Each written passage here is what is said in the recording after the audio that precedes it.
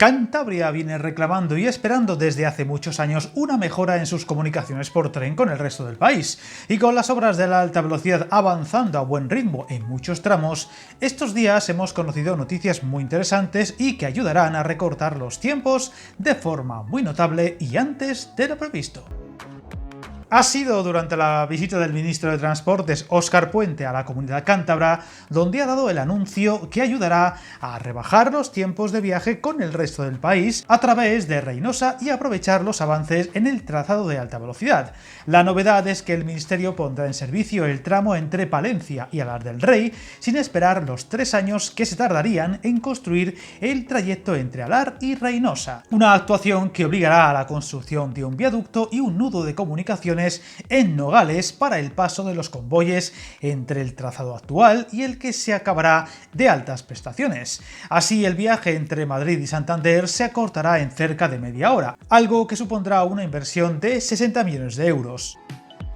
Esta medida permitirá poder utilizar mucho antes los cerca de 80 kilómetros ya muy avanzados y no tener que esperar a los tramos más atrasados, y que se estiman tardarán unos 3 años más, siempre que los plazos se cumplan. La idea es que ese enlace esté terminado al tiempo que se termine el de Alar. Se trata de un viaducto que unirá los dos trazados, que permitirá que buena parte del viaje entre Santander o Torrelavega con la meseta se pueda ejecutar a 300 km/h. Una novedad que, aparte de recortar esos cerca de 30 minutos de viaje, también permitirá mejorar notablemente la capacidad de la línea actual, muy justa en frecuencias, aumentando también plazas y permitiendo posiblemente también que Cantabria goce de servicios AVE de Renfe e incluso los low cost que abaraten sus precios, como pronto verán las rutas gallegas o asturianas.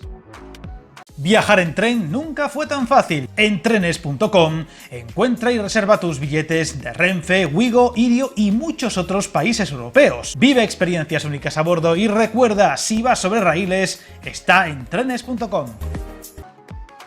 Eso sí, todavía no se han dado plazos ni calendarios para que estos tramos, ahora en marcha, puedan entrar en servicio, incluyendo la novedad anunciada, una prudencia que el ministerio parece haber ido asimilando y dejado atrás los tiempos de fechas, muchas veces incumplidas y que acababan siendo más un problema que otra cosa. La última, recordemos, la de los trenes Abril, que a día de hoy y tras infinitos retrasos, siguen sin tener fecha concreta para su puesta en servicio.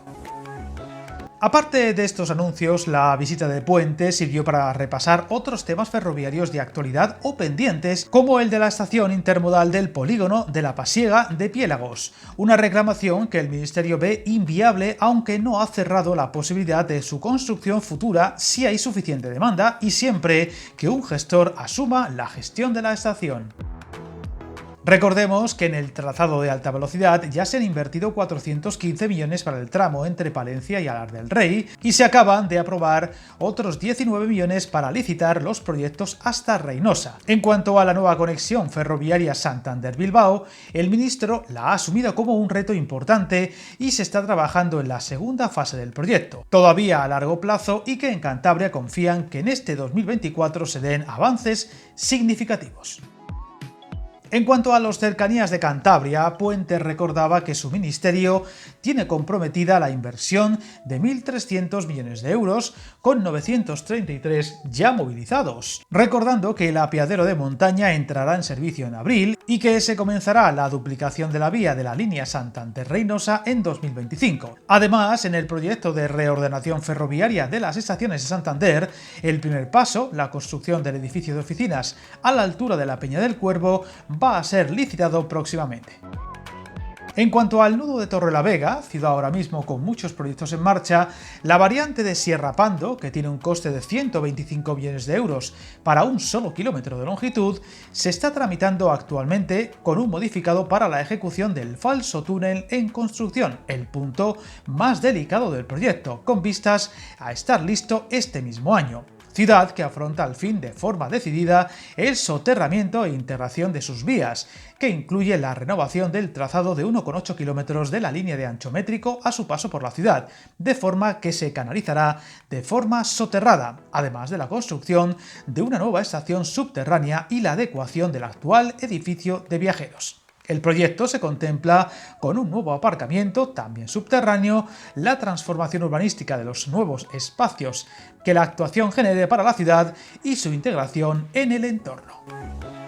No podemos dejar de hablar de otra buena noticia conocida estos días para Cantabria y también para Asturias, y es que ya se han comenzado a fabricar los nuevos trenes para Feve, sí, esos que tuvieron que recomenzarse al conocerse que no entrarían en muchos de los túneles del trazado y que abordamos en un vídeo del canal. Una novedad bien acogida, aunque con la prudencia de saber que no podrán estar en servicio hasta el 2026. Pero que supone un paso más para ese esperado momento, si bien los trenes en sí no supondrán unas mejoras tan grandes como las que necesita toda la red Feve de la cordillera cantábrica, que necesita, como el comer, inversiones para mejorar su trazado para tener mejores frecuencias o tiempos de viaje. Noticias que comienzan a dar esperanzas a los habitantes de una comunidad muy olvidada en esto de lo ferroviario, pero que todavía tendrá que armarse de paciencia hasta ver llegar esas novedades que tanto necesita. Suscríbete al canal y recuerda, hasta el camino más largo se inicia con un primer paso.